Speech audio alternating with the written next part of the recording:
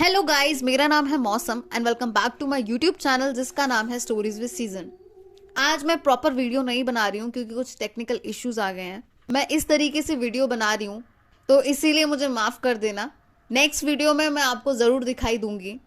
तो आज की इस वीडियो में मैं आपके लिए 2 कहानियाँ लेकर आई हूँ जो कि मिस्टीरियस हैं। होपफुली आपको वो कहानियाँ पसंद आएंगी। आपने साइलेंट हिल गेम के बारे में तो ज़रूर सुना होगा और साइलेंट हिल मूवी के बारे में भी। अगर मैं आपको बताऊं कि ये दोनों की दोनों चीजें, ये गेम और मूवी एक रियल लाइफ टाउन के ऊपर बेस्ड है। वो टाउन जिसमें कभी लोग रहा करते थे, आज टेक्निकली एग्जिस्ट ही नहीं करता है। तो चलिए मैं आपको सुनाती हूँ आज रियल साइलेंट हिल की रियल कहानी। चलिए मैं आपको लेकर चलती हूँ साल 1962 की तरफ।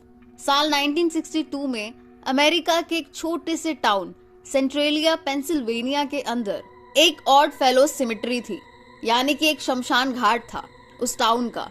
उस शमशान घाट के पास ही में लोगों ने काफी दिनों से बहुत सारा कूड़ा इकट्ठा कर दिया था।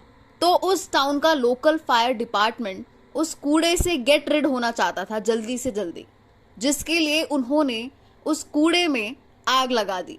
लेकिन उनमें से किसी ने भी ये चीज रियलाइज नहीं की कि जिस चीज के ऊपर उन्होंने इतना सारा कूड़ा इकट्ठा करके जलाया है वो एक कोयले की खदान है। उस कूड़े के ढेर में आग लगाने के बाद वो आग फैलती गई और उस कोयले की खदान के अंदर से होती हुई अंडरग्राउंड कोयले की खदान में जा पहुंची, जिसके बाद अंडरग्राउंड की वो जो कोयले की खदान थी उसमें भी आग लग गई। यानी कि लोगों और उस फायर डिपार्टमेंट की बेवकूफी की वजह से एक पूरी की पूरी अंडरग्राउंड कोयले की खदान में आग लग चुकी थी। उसके बाद गवर्नमेंट ने हर कोशिश कर ली उस आग को बुझाने की, लेकिन हर अटेम्प्ट में वो अनसक्सेसफुल रहे। वो आग बुझने का नाम ही नहीं ले रही थी क्योंकि वो काफी ज्यादा डीप जा चुकी थी। काफी टाइम तक तो लोग उसी आग के साथ को एग्जिस्ट करते रहे, यानी कि लोग अपने घरों में आराम से रह रहे थे और जमीन के नीचे एक बड़ी आग लगी हुई थी। उस टाइम पे लोगों को ब्रीथ करने में प्रॉब्लम्स आने लगी थी। इनफैक्ट उस शहर के पेड़ वगैरह भी वाइट हो गए थे, जैसे किसी ने उन पेड़ों को ब्लीच कर दिया हो। धीरे धीरे करके वो आग ग्राउंड को डिस्ट्रॉय करने लग गई और काफी जगह सड़कों में और फ्लोर्स पर दरारें आ गई। इनफैक्ट एक बच्चा ऐसे ही एक सिंक होल के अंदर अंडरग्राउंड गिर गया, जिसके बाद उस टाउन के लोकल गैस स्टेशन को बंद कर दिया गया और गवर्नमेंट को स्ट्रिक्ट एक्शंस लेने पड़े। हालांकि वो बच्चा बच गया था और उसको ज्यादा कुछ चोटें भी नहीं आई थी, लेकिन उसके बावजूद वहां की गवर्नमेंट को पता चल चुका था कि अब ये टाउन रहने लायक बिल्कुल भी नहीं है। Mine fires across the globe काफी ज्यादा कॉमन है, यानी कि अर्थ के ऊपर ही न जाने कितनी ही जगहों पे माइन फायर्स यानी कि कोयले की खदानों में आग बहुत सालों से जल रही है। जैसे कि ऑस्ट्रेलिया का बर्निंग माउंटेन, जो कि कहा जाता है पिछले 6000 सालों से जल रहा है। मजबूरी में वहां की गवर्नमेंट को उस टाउन के लोगों को रिलोकेट कराना पड़ा। काफी सारे लोग पास ही के एक टाउन में रहने चले गए अपने घर को छोड़कर, और 1984 आते आते बचे कुचे नागरिकों की भी रिलोकेशन गवर्नमेंट ने ऑथराइज करवा दी। उस अंडरग्राउंड फायर की वजह से उस टाउन के ऑलमोस्ट सभी स्ट्रक्चर्स वगैरह टूट गए, डिस्ट्रॉय हो गए। बस एक आध दो ही स्ट्रक्चर्स बचे थे। और अजीब बात यह है कि वहां की रोड्स वगैरह एकदम इंटैक्ट थी, रोड्स वगैरह को कुछ भी नहीं हुआ था। साल 2002 में यूएस के पोस्ट ऑफिस ने सेंट्रेलिया का जिप कोड रिवोक कर दिया, यानी कि उनका जिप कोड लीगली कैंसिल कर दिया गया। 1940s में वहां पे 2400 लोग रहा करते थे, लेकिन साल 2002 आते आते सिर्फ 10 लोग रह गए। जी हाँ, वहां पे 10 लोग अभी भी रहते हैं। अब आप इमेजिन करो कि 10 लोग इतने बड़े टाउन में कैसे रहते होंगे। वो टाउन जो हर तरह से डिस्ट्रॉय हो चुका है। उस अंडरग्राउंड माइन के अंदर इतना ज्यादा कोयला है कि आगे के 250 साल तक उस टाउन के नीचे वो आग जलती रहेगी। वहां पे काफी सारे लोग टूरिस्ट बनकर आज तक जाते हैं, और अगर आप भी कभी उस जगह को विजिट करोगे तो देखोगे कि पूरे टाउन में हर जगह ग्राफिटी ही फैली हुई है। यानी कि लोग आकर स्प्रे पेंट से ग्राफिटी बनाकर चले जाते हैं।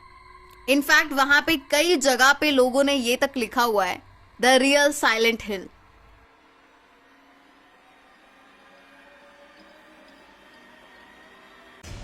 गवर्नमेंट एजेंसीज ने वहां पे वेंटिलेशन पाइप्स को इंस्टॉल करवाया ताकि वो उस फायर के प्रोग्रेशन को मॉनिटर कर सके, लेकिन उन बेवकूफों ने ये चीज रियलाइज ही नहीं की कि वो वेंटिलेशन पाइप्स ऑक्सीजन प्रोवाइड करती हैं और वो ऑक्सीजन वहां की फायर को फीड कर रहा है और कुछ नहीं।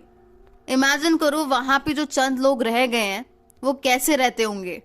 वहां की स्ट्रीट लाइट्स तक काम नहीं करती है और जब रात हो जाती है तो वहां पे अंधेरा बहुत ही ज्यादा गहरा होता है।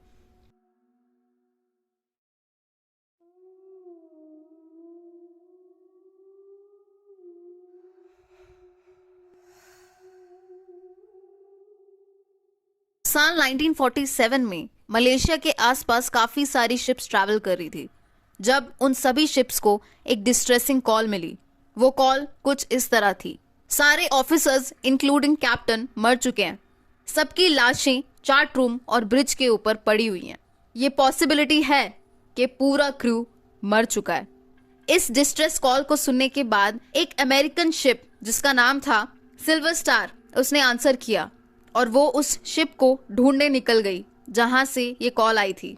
उस शिप का नाम था औरंग मेडान।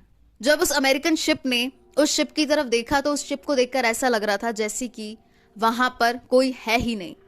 उन लोगों ने उस शिप के क्रू को आवाज लगाने की भी कोशिश की लेकिन कोई भी जवाब नहीं आया, जिसके बाद उन लोगों को मजबूरन अपनी शिप से उतर के उन लोगों की शिप पर जाना पड़ा। जब वो उस दूसरी शिप के ऊपर पहुंचे तो उन्होंने विटनेस किया एक हॉरर सीन। उन्होंने देखा कि डेक के ऊपर हर तरफ सिर्फ और सिर्फ लाशें बिखरी हुई हैं और उन लाशों की जब शक्ल देखी तो उनकी शक्ल देखकर एक ही चीज पता लग रही थी कि इन सभी ने मरने से पहले कोई ना कोई बहुत ही ज्यादा भयानक सीन देख लिया है।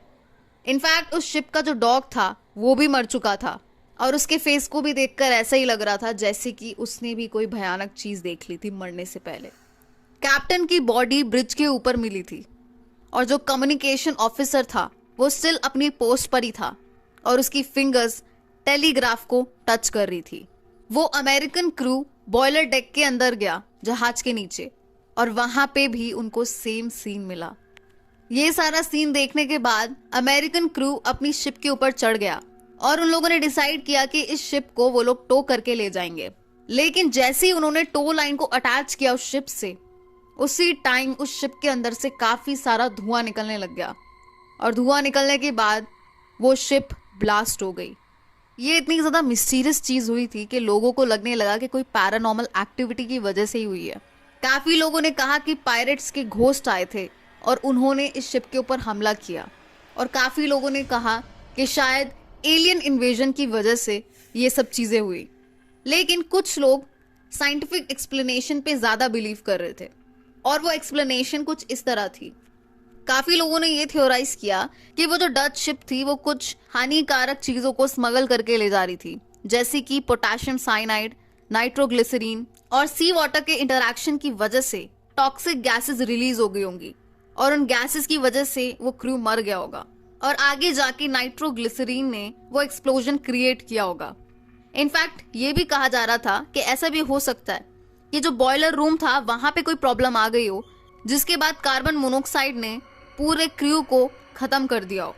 लेकिन इन सभी फैक्ट से भी ज्यादा डिस्टर्बिंग ये है कि हालांकि ये जो शिप थी ये एग्जिस्ट करती थी लेकिन इसके कोई रजिस्टर्ड रिकॉर्ड्स नहीं है। आपका क्या कहना है? आपको क्या लगता है कि ये कहानी सच्ची है या मनगढ़ंत?